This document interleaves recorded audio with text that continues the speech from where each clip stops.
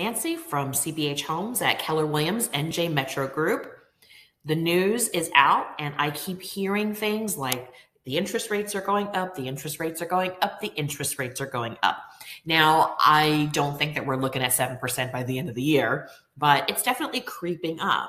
And for a lot of folks, even a little bit of an increase of an interest rate can mean some significant effects on what you're able to afford. So, for instance, if I want to pay $500,000 on a home and I have 20% down, that would make my mortgage $400,000.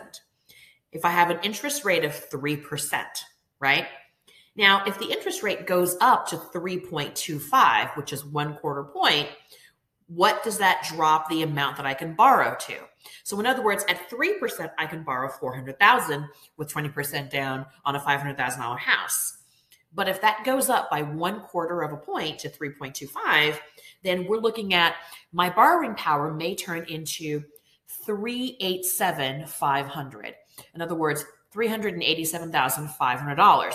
So the 1/4 point in this case, results in me losing $12,500 in buying power. Okay. So that doesn't seem like a lot, but if I'm bidding in a multiple offer situation and all of a sudden I'm 12.5, less than I can afford, then it may mean the difference in me getting a house versus not getting a house. Okay. Listen, I want to show you guys a chart. So hang tight. So I'm bringing up this chart, and some of you have seen this chart before. I just feel like I should reiterate, okay? And this is actually two charts in one. If you look at the left side versus the right side, it's two different things, okay? So let's look at the left side.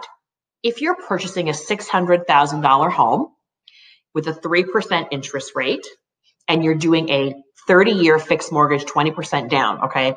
Very Mark 1, Mod 0, nothing fancy here, just a straightforward mortgage. You are looking at a monthly payment of $2,020. Now, if that interest rate goes up by 0.5%, from 3% to 3.5%, suddenly you're looking at a monthly payment of $2,160. Now, while $140 doesn't seem like a lot on paper, for those of us that are trying to stay within a budget and keep our monthly payments down, these are razor thin margins and could mean the difference as to whether or not you're able to get the house or not. Now, if we look at the right side of the chart, this is more focused on keeping your monthly payment at $3,000. Okay, so if you want to keep your monthly mortgage payment at $3,000 with a 30-year fixed mortgage, 20% down payment, at 3%, you have a purchasing power of about $889,000. Now, once again, if that interest rate goes up by just 0.5%, then all of a sudden your purchase power drops to $835,000. Okay, so if I calculate that out, that is a $54,000 difference between what you can afford. And once again, if you are in multiple offer situations like we are around our market area, it could mean the difference between you getting the house or not. So as these interest rates start to creep up, one of the interesting questions becomes, have you considered some alternative mortgage options? So for instance, I'm just going to throw this out there. If you want to keep your interest rates a little bit lower, what's wrong with a 10-year ARM? A 10-year ARM, which is an adjustable rate mortgage, a 10-year adjustable rate mortgage might be worth considering. It will keep your payment down. And at the same time, in that 10-year cycle duration in which you will own this house with this mortgage, you will likely be able to refinance and get that number to a fixed rate that you're comfortable with. Or you might not even stay for 10 years. And if that's the case, then it's a moot point. So I'm just saying now's the time to think about some of your mortgage options.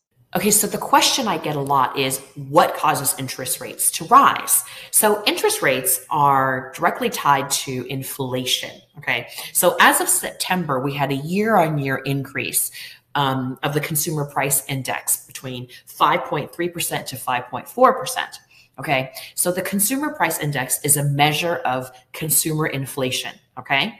Now, when inflation goes up, what happens is the fixed return on bonds tends to go down, okay? And mortgage bonds then could lose value. And them losing value is tied directly to to an increase in interest rates. Okay, so that's essentially what's happening in the market. All right, that's where I am. What does this all boil down to? It boils down to please, please, please come and purchase your home between Thanksgiving and Super Bowl Sunday of next year, because we want to do this before the interest rates potentially are affected even further.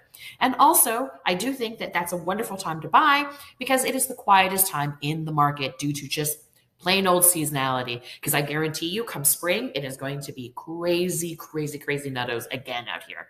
All right. I look forward to talking to you guys next week. Have a great day.